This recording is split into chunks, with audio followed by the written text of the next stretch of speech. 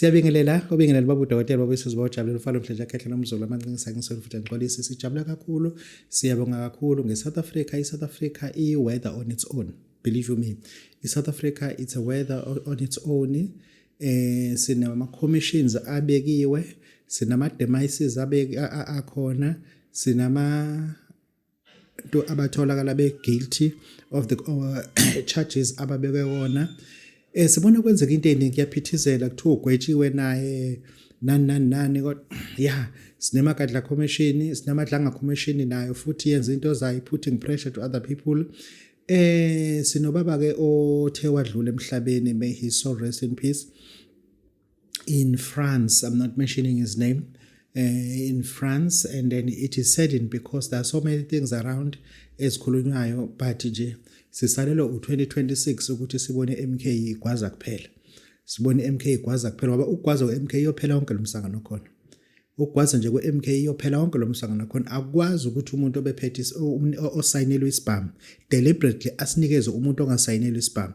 That person abused the firearm, and umuntu obesayinelwe isibhamu afound not guilty of releasing a weapon, an assault weapon, to a civilian. Yabo, then ayize ke sinikeze MK ithuba, asinike MK ngoba siyabona nje ama-errors amaningi, esithi if MK was handling this thing ngabe lento ezeke ngabe ngalo magadla commission, madlanga commission, bonke nje ngabongqimphothi abangekho bonke lawo ngabe kwenziwa into ngendlela eright. Ngabe sesiyazi futhi lo baba lona bambulaleleni lona ofele eFrance, nalona othe uyatestifya and now oyiphoyisa wagula immediately, and then we don't know ukuthi why kwenzekani. Izwe liyadunguzela. This is ubaba udokotela baba isizwe bawujabulela ufalo mhleja khehle ngizolo amancinisa ngisolo futhi ngixolise. Namhlanje ke ngithatha ithuba lokuthi ngilenzele i-video ngichaze ngesigodlo sikababa udokotela partially, not sonke but partially, engisho ukuthi ngizocela ukuthi ngixoliseke. I have to apologize. This video it will be mixed. It will be partially in Swahili, partially in French, partially in Portuguese, partially in Japan, partially in Mandarin, partially in Russian, and then lot in isiZulu, lot in Afrikaans and English. And then you people will just have to bear with me. And then yonke lento ngizoyisho with my heart ngenhliziyo. I won't be pronouncing. I'll be saying everything in Swahili with my heart. Now you people will understand. Joking aside. Ubaba udokotela ezinyanga, I just turned 50 a few years ago, and I came to my realization that we as izinyanga, as sikhula sibadala, what are we telling those people who are telling us from behind? Abantu abafika eminyangeni, abantu abancane kunathi. Number one, we have to illustrate this. Ubunyanga or ubungoma does not have money. If you really want to be rich, go and venture into business of mining, what. But here we are not going to be rich. We're going to be a servant of the people. A servant of the people. That's all. We are not going to make money. You can help people to make money, but you will always remain in your level. You understand? Ebunyangeni, we got a challenge, or ebungomeni, we got a challenge of diagnosing things, because the device that is being used to diagnose the 2024 model cars, it's not the same device that was used to those cars of 1950s, 1930s. You understand? Today, we got what you call a wheel alignment machine. Dating back 1920, we didn't have that. Dating back 1960, we didn't have that. Today, we got trackers, GPS, global positioning system trackers in our cars. Dating back 1930, we didn't have that. Meaning that we as ebunyangeni, we are staggered, we are static, we are not moving. We are still using the technology that was used during the time of Shaka. We are still using that. We are spreading bones. We are still spreading bones, depending to the bones, what we are seeing there. And thereafter we'll be able to clinically diagnose somebody. I'm not saying that it is wrong.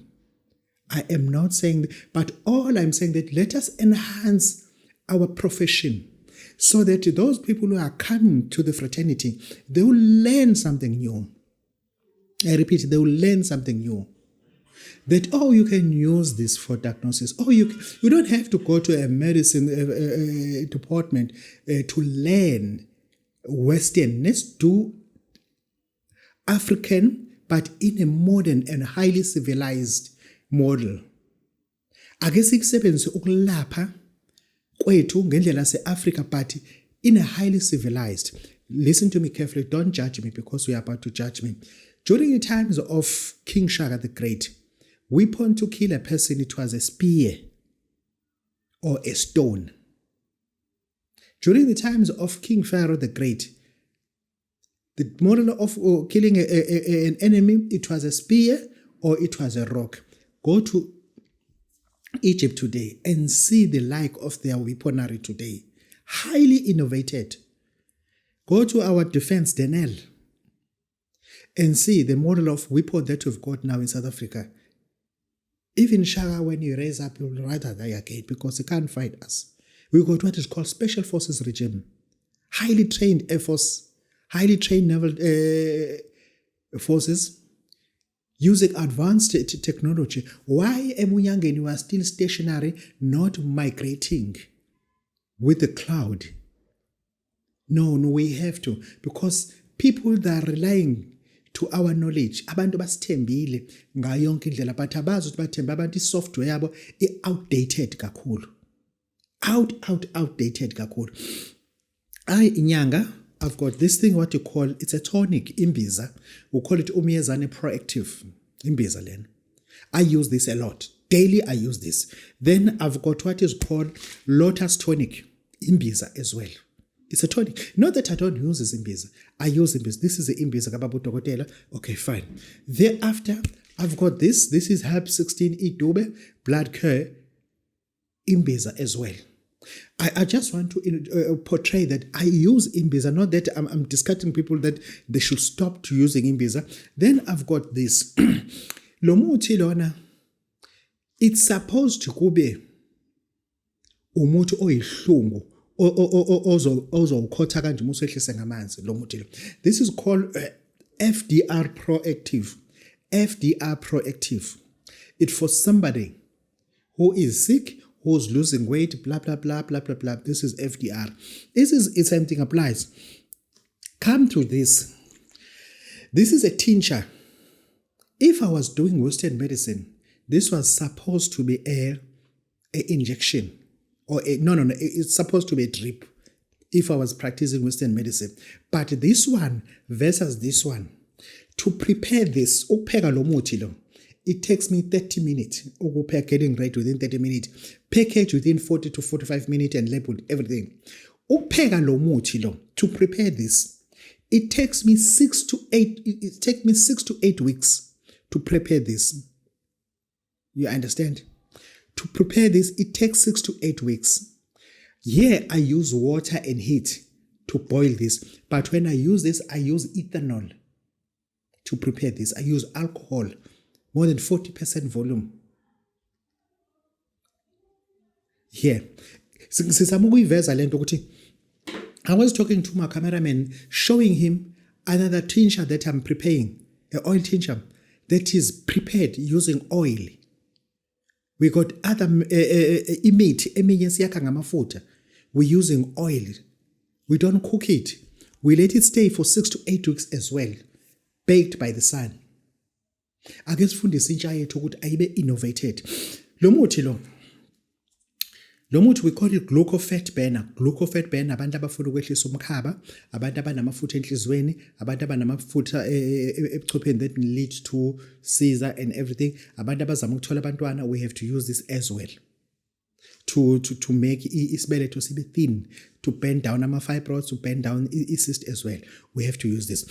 Okay, angifuna ukuyiveza lento so that you people will start to understand. Nginala page lawa. Yabona ama-page lawa. Ngicela ukuzoqoshela uzakwazi ukuqoshela njengoba ngizokudabula ngempama-ke phela usuzokhahleleka uma ngikhuluma nawe ngiphendule. Lama-page lawa. Lama-page lawa, I open one here. There's a gap here, you see? And after I peel it like this. I peel it like this and then take the cover, throw it away, and then nginamathele le page la kumuntu. Normally umuntu meze kumina ethi umuntu babudokotela nginama-fibroids, babudokotela ngine-cyst, babudokotela kwenzeka ukuthi, babudokotela kwenzeka ukuthi. I start to use the machine before I apply all this. Why don't we change and give everybody an opportunity ukuthi eze enyangeni, give somebody othi I'm a born again child of God, babudokotela, can I come over there? Are you burning impepho uzongicaba yini? These are the things that we should be expecting to attain when you get to babudokotela. Okay, let's start. There's nothing for sale here. There's nothing for sale. The question is, babudokotela njengenyanga, how do you see and when do you prescribe a herbal tonic to somebody who's got CA153?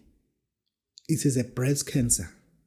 Okay, number one, a breast cancer, it can be detected using a blood. Take a blood, CA153, hambo check cancer. Abuya magazi, I'm using Lancet Laboratories. Okay, let me correct the spelling. As I'm using Lancet Laboratories, I am not faking to be a qualified doctor, a qualified male nurse. I am younger. My qualification, it is around grade 2, 3, 4, 5, around there. Start counting from 2 to 3. Then I am Inyanga, purely Inyanga. Okay, fine. As Inyanga, I am breaking. This is what we call a breast light machine. What do we call it? Breast light machine. Oh, my daughter. How? Hey. Yabo lo machine lo. Yabo. I just turned it on. Can you see? I just turned it on. Thereafter, I've got an option to make it even higher.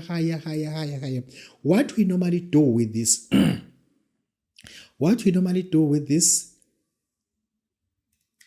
this is what we use. We hold the breast like this. We cause the dark room. And thereafter, we run this light under the breast. We run this light because this light, it must glow. The light must glow around the breast. But if the light does not grow, which means there is a lunar eclipse, there is something that is causing an eclipse, so that they say there is a cyst. Not that there is cancer, but there is a cyst that is dark, meaning that there's a blood clotted there.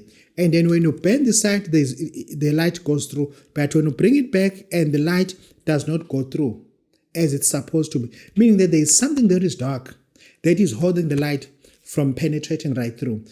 That alone, it instigates me to send you for a blood test to check whether this is not cancer or it's something else.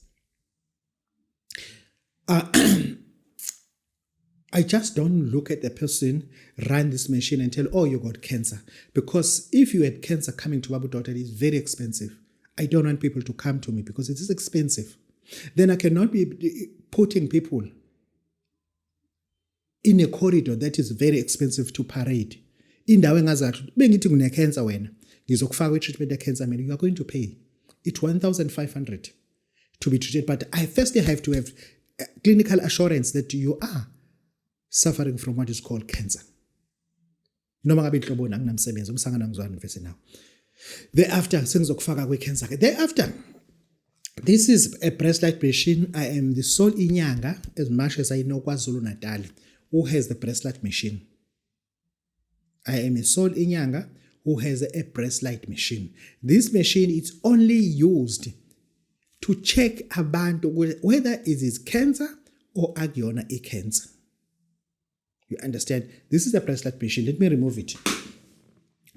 And thereafter, sinabantu abafika la kubabu dokotela. Athi babudokotela izandla zami azivumi ngisho ukubamba. Babudokotela izandla zami zindikindika ngizizwa. Omunye akanako konke lokho. But sifuna ukumscreena holistically. The best way to check a BP kumuntu use an arm. But the best way to check ushukela kumuntu use a finger.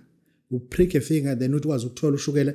Lo shukela uthola la awukho lemnweni usuke uthola ushukela holistically emzimbeni wakho ukuthi ungakanani ngithi. Okay fine. Mengifuna ukuthola ukuthi u-left wakho yini enzekayo, u-right wakho yini enzekayo. This is what I do. You see these machines, they are hollow phakathi. Yayibona machine inembobo phakathi. Okay, kulungileke. Lo machine lo ngiyawuthatha ngufake kanje, yabo? Ngufake kanje. Mase ngithathe lo ngiyifake kanje, yabo. Mase ngiyifakele le machine njengamanje off, you understand? I-off, okay. Let's make an example ngowodwa. Sithathe lona ke. Yabo? U-off. Meke ngawuthi uzowa, okay. Mekawuthi nje uzowa isandla sophuma. Okay. Ake sisebenze sibe serious. Sikhumule lento zamandiya esifakile sisangana verse yonke lento. Yabona ke manje sengisifakile ke manje sesiyaqala. La kuno start. Ngicabanga ukuthi uzazwa. Uyawuzwa? Uya on. La kumina uyakhukhumala, yabo? Yabo? Usubambile ke manje, yabo? Usubambile ke manje.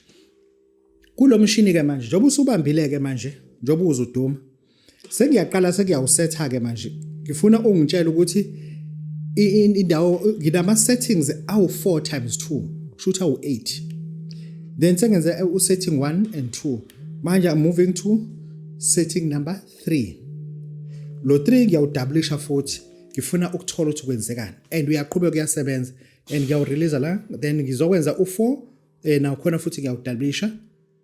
Uzongitshengisa okunye futhi. This machine ayikho into ongangitsheli kuyona onayo. Abantu bafika labona baqamba amanga banezifo ezinye mase ngithola ukuthi awunayo ukuthi bukhohlisa abantu abazohamba nayo. Athi hayi phela babudotela ngizukuthi lo mshini sisaqhubeka checka kanjalo ngeke ngimoshele isikhathi. Lento ke siyenza ngaka right, siyenze ngaka left. Then ke awusiniki into enjani efanayo.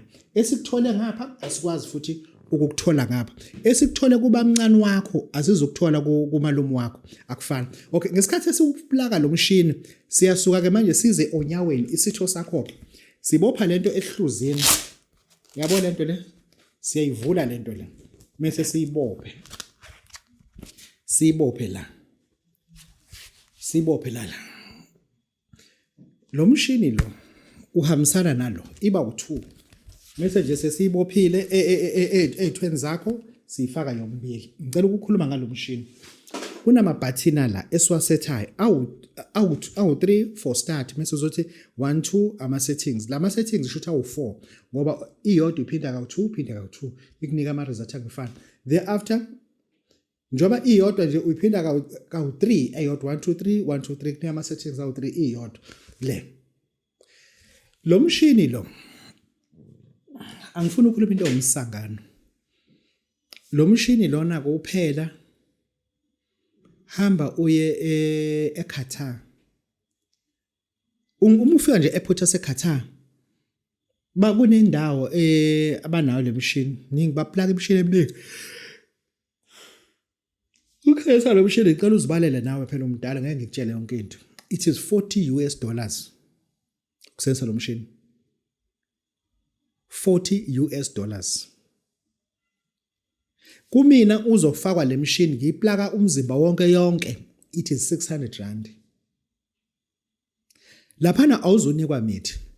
Asiphumeke lapho asingenelana ke manje. Ngesikhathi sengiyiplakile le machine nansi into. Lento le kufuza ukuthi ngabe isebenza njengesitshobo. Yasikhumbula isitshobo lesithi kanje ufuna ngabe isebenza njengesitshobo kumuntu. Yabo ingalo yami le, yabo? Lo mshini ngizowubeka la, mengubeka la ufuna uyihlalele. Okay. Lo mshini kuningi ongisisa kukona engeke ngikusho la ngamabomu. Ngoba ngizolimaza uyaduma ke yabo? Uyakhanya ke manje. Uyawuzwa uyaduma. Sengubeka la, ngifuna ukuchecka kule ndawo kuphela. Ngizowubeka kanje. Yabo? Usuyabamba ke, yabo? Nalo futhi mengubeka ngizobeka ngapha futhi nawo. Yabo? I-pressure yawo ayifani ukubamba kwayo. Njoba isibambile nje ngizoyilinda mina nginama settings la 1 up to 9. Ku depend ukuthi umuntu yini engiyenzayo ke la ngoba bonke abasetha ama settings afanayo.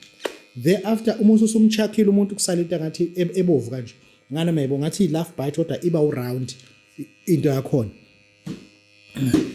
Sesiwufakile ke lo mshini ke sesiyawukhipha musu uxebuka kusala ibala elish. I don't know whether you can see it.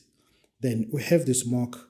This mark it shows that kade uba kudokotela uyofakwa imshini uhlobo lemshini yakhona we call it diagnostic therapy machines.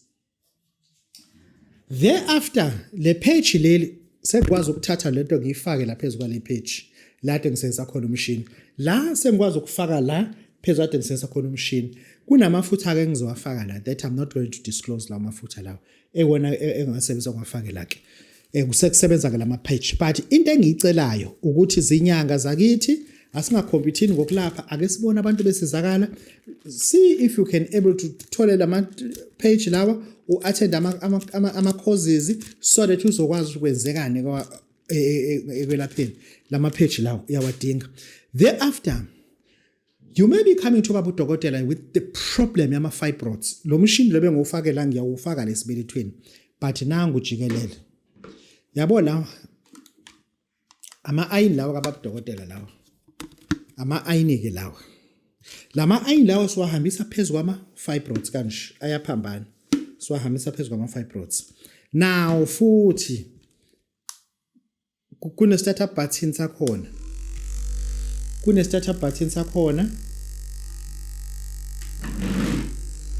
yabo umusu usuhambisa lana kumuntu uyaduma then umusu uba no hit button owenza ukuthi sikwazi siwashise then isikhaliswa ama ulcer sizowubeka la siwuhambise sikhaliswa i-fatty liver sizowubeka la siwuhambise sikhaliswa i-diabetic sizowubeka phezulwani kwe-pancreas gland siwuhambise kanje as much as isibindi sinamafutha because of insulin ikwazi ukuthi icontroleke ngendlela but sikubeke ukubeka kwethu lana it carries no side effect siubeke einsweni sikwazi ukuthi si-stimulate izinso zikwazi ukuthi ziqale zifunctione kahle onke ama toxicity laso ke estakhe khona sinakhona futhi sinama settings akhona ke la esiwasethayo not one size fit all no not one size fit all kuya nokuthi umuntu wenzani and wenziwani nakhona ke futhi la lo mshini ke lona ke ikakhulukazi umuntu angiphinde ngichaze futhi umuntu osuke nento esiyibiza ukuthi spondylolysis back pain yonke leyo nto le mshini yasebenza emhlane ayikho into esiyenzayo umhlane siyawu-ayina nje straight siyawu-ayina nje umhlane siyawu-ayina nje i-back yakho siyayi-ayina kwasina sifuna umuntu othi nje babudokotela ngathi ngishawe yinto leqo la kugobeki ngishawe isilwane ngesithanda ke isilwane sebashave lokuthiwa isilwane mina ngizofika ngifake lo mshini sisho isilwane siphume sihambe nalo mlenze wakho ovuvukele kusuka la ushukuze ezantsi hayo ne-edema ovuvukele kusuka la uzaleza siyawu-ayina siwu-ayine i-cellulitis le yakho siyishise siyibreak siyihlakaze uma ke isihlakazekile i-cellulitis kuwena thereafter sesizokwazi ukuthi sisebenze ake sisebenzeni ke manje nakhe ngifuna ukukutshengisa lezi zinto lezi uyabona lo mshini usebenza nalo mshini uma umuntu enalo mshini wodwa bombuza ukuthi uphi lo ngathi uyifoni uzothi ukuthi ababudala usawuthana thatha ifoni yengane yakhe unje vesene kanomfana izavelelo angigqilaze kakhulu but wasekunaka kanomfana ikuphelile ukuphapha hawu kushintshile ukudla eplatini yabo sengiyawuplaka ke manje lo mshini lento ngifuna sizame thina inyanga ezindala ukuthi lento ithize legacy asishiyele abantu abasilamayo ngokulapha yabo ngiyawuplaka ke manje lo mshini bese ngikutshela ukuthi lo mshini ngusebenziselana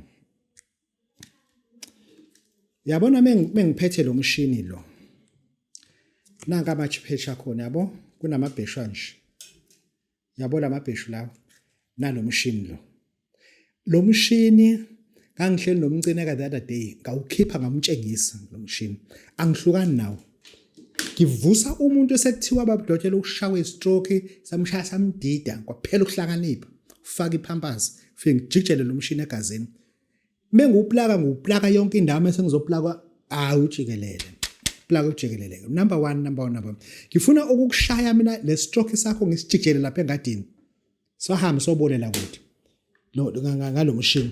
Thereafter, lezi zinto lezi I have to be giving time nginichazela zona. Uma ke sengikwenzile lokho sekufuze ngibone phela ukuthi lento ebengiyenza yenzekile yini. This is my diagnosis.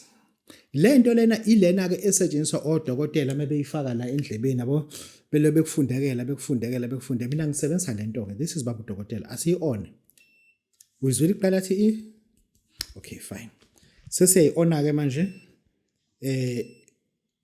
angazi noma uyayibona ukuthi ine light la. Yabo? Kune light lana eyivezayo. Le light njoba ibovu ngisuke ngenza okunye ngayo. Yayibona manje light injani? It is blue now. It's no longer red. Thereafter mina sengizoba nama settings akhona ke la ekufuna ngiwenze ngivamise ukusebenzisa u30 uma uthi isimo sinjani mase ngisebenzisa u50 kuya ukuthi umuntu kwenzekani kuyena. This is my girlfriend. I'm a married man but I am jollying you. When it comes to this is me. This is me. Wherever I go, I keep this because it carries people's life. No matter ngabe ube kwenzekeni kulo muntu. Eqamba amanga ethi uphethwe ikhanda lingamphethe ufuna imali kunini. Beka ngabeka lento ekhanda izongitshela unamanga aphethwe ikhanda. Izongitshela unamanga akaphethwe ikhanda.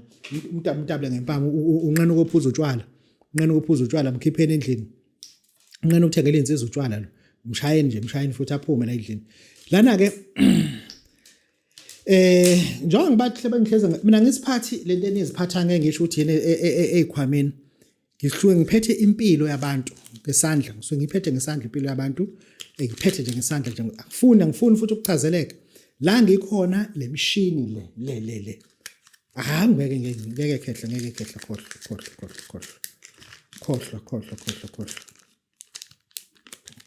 khohla zokutshengisa nesikhwama sakhona. Nansi le machine angithi yibo. Nansi machine nansi isikhwama. Sibona isikhwama lesi. Lesikhwama lesi nanku le cable le ngeke ngivule eyala. You understand? Le cable yala. Okay fine. Silungiseke lana ke. Lama patch lawa awalo machine lo. Into ekagesi ngeke uzuyithembe. Ngine cable eyispare. Yabo? Ngine cable eyispare. Ukuthi uma ukuthi ngiyawufaka umshini awuyenzi lento engiyifunayo ngesikhathi engifuna ngaso ngenxa ukuthi intambo ijanja ngoba into kagesi ngeke uzuyithemba. I quickly jump into ngisebenzise omunye. Thereafter sengiyawubuyisela kumshini wami. Yabonile? Ngubuyisele phambi kwakho. Lesikhwama ke lesi ngisukuma naso ngoba ngiyazi ubaba nomalo. Ngiyazi le ngiyakhona mekhona into ephuthumayo. Yeah. Sengiqedile ke sengiwulayishile kumshini wami. Sengiyavala ke. Ngiyavala emshinini. La ngifuna ukukutshengisa. Lento ngifuna nginitshengise ngoba nginesikhathi sokuthi ngasena kwaphuma lokho. Manje ngibuyisele lokho sikhuluma ngalokho. Hayi la kukhulunywa ngalokho. Sikhuluma ngalokho la. Nasi sikhuluma ngayo. Lo mshini ke wona uhlala lana ke wona. Uhlala la ngoba sangathi ungathi uma uyinyanga uzame ukuthi ube neat uzithande nje. Uhlala lana ke lo mshini. Lakhe yabona ke sengivalileke. Meaning that sekunalo mshini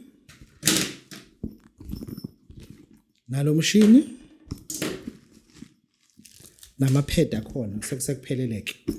Thereafter sengayibuyisela ke yona ke machine ke lena ke engithi njengoba kuthiwa umuntu wathatha isikhwama sobunyanga asingasho ukuthi wathatha isikhwama salento enobuyicabanga.